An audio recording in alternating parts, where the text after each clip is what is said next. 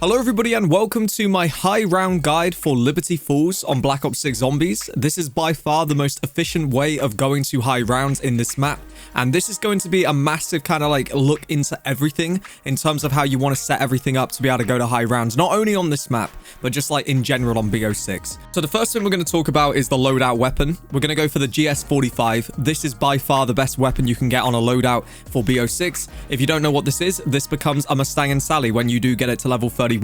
I will point out it will take about 12 hours of grinding though to get it to level 31, but it is still good to use even when it is the base weapon. Also make sure to put a silencer on it because then you will get more salvage in game, which is another crucial part for this strategy. Now, in terms of salvage, you can actually use the Ultra Gobblegum hidden power, which will actually level up your weapon to legendary rarity. This is very useful to have because then you do not have to worry so much about salvage, and salvage is going to be a massive part of this because we are using the immortal injection kill streak for this strategy, and to get it, it does cost 2,500 salvage. Now, even if you don't have a hidden power gobblegum, do not worry, you can still do this. Just be aware that you are trying to save salvage. That's all I'm trying to say. Maybe you upgrade your tier to the tier 4 rather than tier 5. You know, just try and sort of hold back some salvage as it is just a very big part of all of this. So next up, the most crucial thing in Black Ops 6 Zombies, Augments. Make sure to upgrade Juggernog, get Hardened Plates and Probiotic. Hardened Plates allows you to take more damage on your armor, and Probiotic gives you 300 health instead of 250. This is absolutely massive just in general for BO6, but it is huge for this strategy. So always remember to save your game every sort of 15-20 rounds. Come out and check if you can upgrade the Augments, because you will find very often you can. The next thing we need is E for Shroud. This will need a level 48 to unlock. This is a massive thing. It gives you basically zombie blood in game. You are able to actually increase the max charges by 1 if you do run it through the Augments, and this is going to be huge because it's going to give you 2 E for Shrouds. Now you can imagine if you've got 2 zombie bloods, it's going to be pretty useful when you're running these high round strategies, and just again in general when playing BO6. And next up, we want to research Stamina Up. This is going to allow us to take no full damage with free falling, and also it's going to allow us to take less projectile damage with hard target.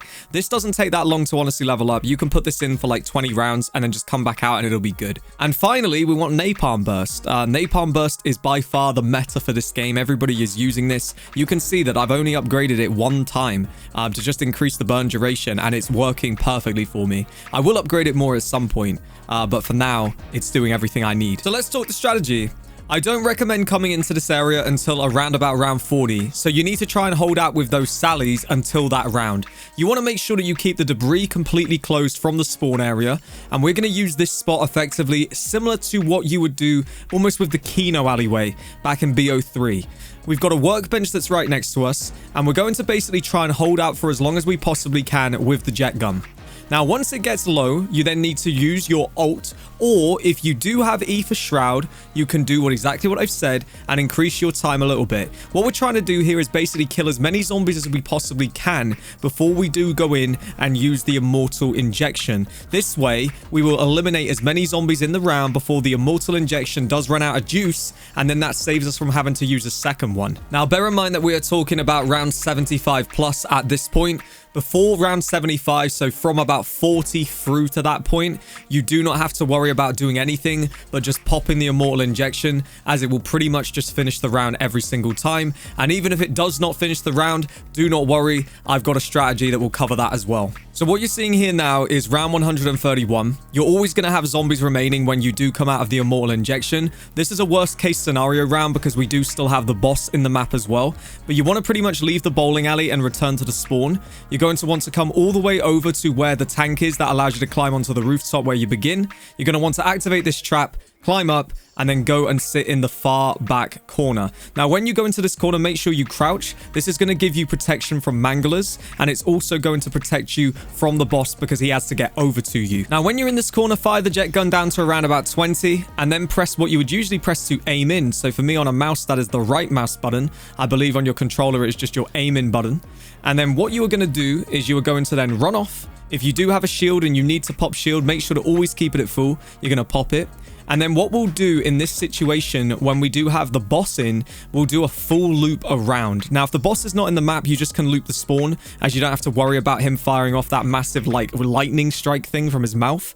But I do recommend running a full loop and a bit more of a safer strategy if you do have the boss in the map. At this stage as well, make sure to just purchase the shields off the wall. We want to do everything to hold out on Salvage here. The Salvage is the key to everything with this. So make sure you just pay 10,000 in actual points if you do need another shield, and also don't really fear buying ammo or anything. Now, once you're at this stage, this in real time was about 2 loops and then the round was done. Probably only an extra minute and a half on the footage that you've seen to get to the point I'm at now. Obviously, I've toned it down slightly for the video, but yeah, pretty much at this point, you're good to just use those sallies to finish off the round. And then what you want to do is run back all the way through the bowling alley, go back over to the workbench, and you're going to grab yourself once again the immortal injection, and you will be good to go. Now, do bear in mind that you will get a lot of immortal injections as drops from the manglers. This is a crucial thing to also being able to maintain salvage, but the further you kind of go into the game, the easier the salvage is to maintain. Another thing to add into this is that when you do go through those spider rounds,